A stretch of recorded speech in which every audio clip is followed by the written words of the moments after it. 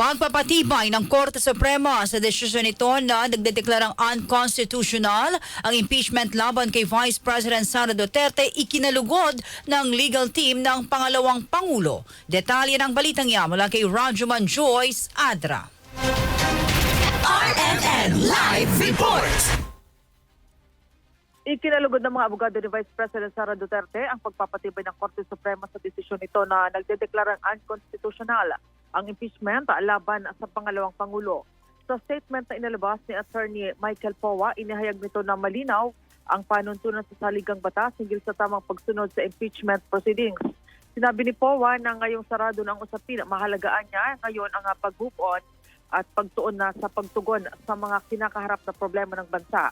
Una nang iginit ng Supreme Court na nalabag ng 1 year o nalabag ang 1-year bar rule dahil sa paghain ng ika-4 na impeachment complaint laban kay VP Sara. Ito ay habang hindi inaksyonan ang unang 3 reklamo na inihain sa Kamara.